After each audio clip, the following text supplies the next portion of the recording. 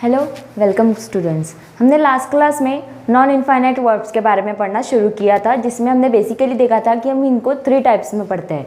सबसे पहले जो पढ़े थे हमने वो थे इन्फिनिटिव्स, उसके बाद हमने देखा था जीरंड, और पार्टिसिपल फॉर्म जो था वो हमारा रिमेनिंग बचा था।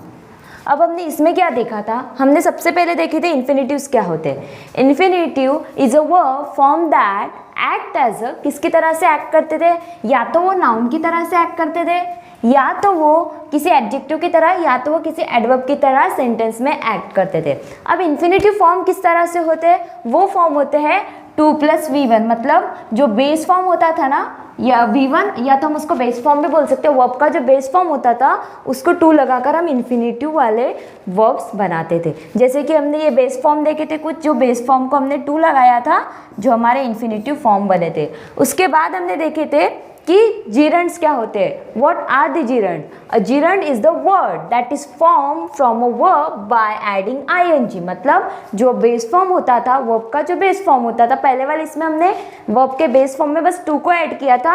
अब हम क्या करते थे, वर्ब का जो बेस फॉर्म होता था उसमें हम बस ये ing को ऐड करके जीरंड फॉर्म बनाते थे।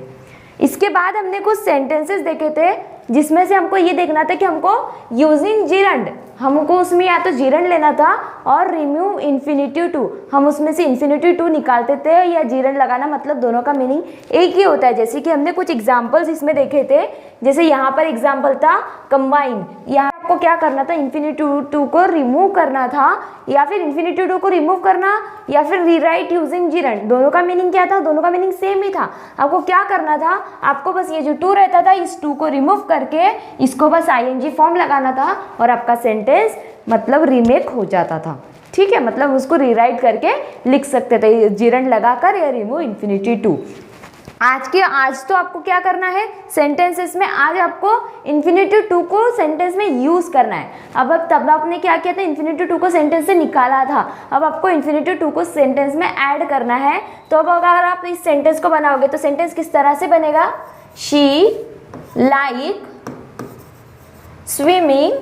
अब यहाँ पे देखो स्विमिंग है, ing फॉर्म है, तो आपको अभी इसको क्या करना है, इन्फिनिटी टू बनाना है। तो आप यहाँ पे किस तरह से बनाओगे, to swim across the river, और इस तरह से आपका सेंटेंस बन जाएगा। आपको यूजिंग इन्फिनिटी टू सेंटेंस को बनाना था, तो आप स्विमिंग में से यहाँ से ing को निकाल कर बस आपको ये जो बेस फॉर्म है वर्ब का, बस उसमें 2 ऐड करना है, और सेंटेंस आपका इस तरह से चेंज हो जाएगा। अब जैसे आप इस सेंटेंस को चेंज करोगे, सीइंग इज बिलीविंग, तो आपको ing लगा है, तो आपको यहाँ पे क्या करना पड़ेगा, यहाँ पे आ जाएगा to see is to believe. तो सेंटेंस किस तरह से बन जाएगा, इस तरह से। आपने यहाँ से ing को निकाल लिया और बस 2 को ऐड किया, यहाँ पे भी सेम ing को निकाल के यहाँ पे आपने 2 को ऐड किया और सेंटेंस को रीमेक किया। अब यहाँ पे किस तरह से बनेगा, यहाँ से बनेगा आई गॉट कव ईच टाइम, आई गॉट कव each time I tried arguing. तो यहाँ पे किस तरह से बन जाएगा, आई ट्राइड टू आर्ग्यू, और इस तरह से आपका सेंटेंस कंप्लीट हो जाएगा। ठीक है, अब देखते हैं पार्टिसिपल्स क्या होते हैं और उसके कौन से 3 टाइप्स है। सबसे पहले a participle is a word that is form from a verb, act as a verb और एडजेक्टिव और एन एडवर्ब। ऐसे सेंटेंसेस वो किस फॉर्म में सेंटेंस में, या तो वो वर्ब के फॉर्म में एक्ट करेंगे, या तो एडजेक्टिव के फॉर्म में एक्ट करेंगे, या तो वो किसी एडवर्ब के फॉर्म में सेंटेंसेस में ऐड करेंगे। अब वहाँ पे कितने बेसिक टाइप के पार्टिसिपल्स हम पढ़ते हैं, there are 3 basic types of participle जो हम सेंटेंसेस में पढ़ते हैं। सबसे पहले होते हैं प्रेजेंट पार्टिसिपल, दूसरे होते हैं पास्ट पार्टिसिपल, और तीसरे होते हैं परफेक्ट पार्टिसिपल्स। तो सबसे पहले देखो कि प्रेजेंट पार्टिसिपल क्या है। Base form of a verb plus ing, base form of a verb plus ing। ठीक है, तो ये होते हैं हमारे प्रेजेंट पार्टिसिपल। अब देखो एग्जाम्पल में जैसे बेस फॉर्म है हियर, इसको हमने आईएनजी लगा दिया तो बन गया हियरिंग। बेस फॉर्म है प्ले, इसको आईएनजी लगा दिया बन गया प्लेइंग। बेस फॉर्म है वॉक, इसको हमने आईएनजी लगा दिया तो बन गया वॉकिंग।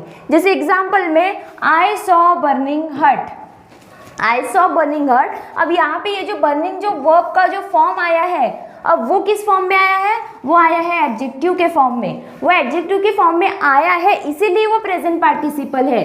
लेकिन अगर वो नाउन के फॉर्म में आता, क्योंकि हमने जीरन में देखा है जब वर्ब आता है, वर्ब का आईएनजी आता है तब वो जीरन बनते हैं। लेकिन अगर वो नाउन के फॉर्म में हो तभी वो जीरन बनते हैं। लेकिन अगर वो किसी एडजेक्टिव के फॉर्म में, जैसे बर्निंग हट, यहाँ पे ये जो बर्निंग जो वर्ब आया है वो एक एडजेक्टिव के फॉर्म में आया है और एडजेक्टिव के फॉर्म में आने की वजह से वो एक प्रेजेंट पार्टिसिपल बन गया।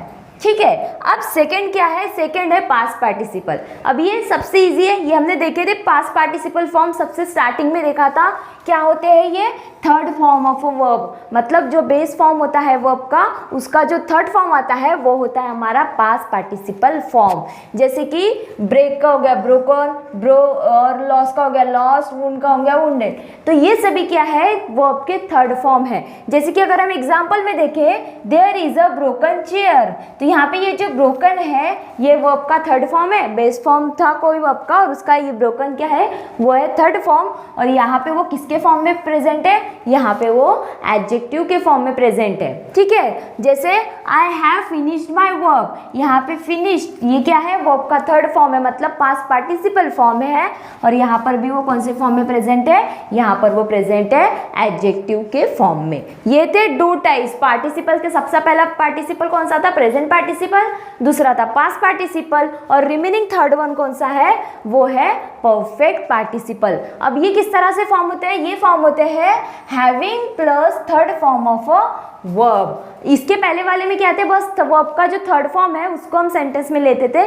लेकिन अब यहाँ पे क्या करना है, having plus third form of a verb. अब परफेक्ट पार्टिसिपल सेंटेंस में यूज कब आते हैं, जैसे अगर हमारा एक काम खत्म हो गया और उसी के पीछे हम कोई दूसरा काम कर रहे हैं, अगर हमको ये सेंटेंस में बताना है, जैसे हमारा एक वर्क कंप्लीट हो गया और उसी के पीछे हमने दूसरा काम किया है, और हमको सेंटेंस में वो सेंटेंस, जैसे ये सेंटेंस है, he took his food he went to school, अपना खाना लेकर वो स्कूल चला गया। ठीक है, he took his food he went to school. अब एक सेंटेंस में ये सेंटेंस जो है, मतलब ये काम कंप्लीट करने के बाद ये दूसरा काम किया गया है। तो हमको जब सेंटेंस में अगर past participle perfect participle form अगर सेंटेंस में बताना है, तो जो काम सबसे पहले हुआ है उस सेंटेंस में आपको परफेक्ट पार्टिसिपल फॉर्म लगाना होता है। जैसे आप इसमें हैविंग प्लस थर्ड फॉर्म अगर लगाओगे तो सेंटेंस किस तरह से बन जाएगा, having taken food he went to school. ये यहाँ पे दोनों सेंटेंस जो थे वो अलग अलग थे, ये पहले काम हुआ था, ये बाद में, मतलब ये दोनों अलग अलग सेंटेंसेस में दिखाया गया था।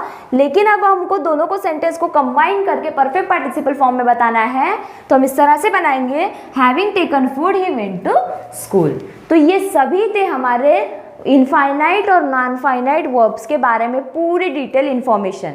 इसके हमको जो है टेंसेस के बारे में पढ़ना तो है, लेकिन हमको कुछ बेसिक ग्रामर है जो आपके एग्जाम पॉइंट ऑफ व्यू से बहुत ज़्यादा ज़रूरी है। तो हम लोग सबसे पहले जो आपके बेसिक पॉइंट है जो हमारे एक एक दो क्लासेस में फिनिश हो जाएंगे, तो हम सबसे पहले उन टॉपिक्स को कंप्लीट करेंगे और उसके बाद हम लोग टेंसेस के लिए स्टार्ट करेंगे। So till then, thank you.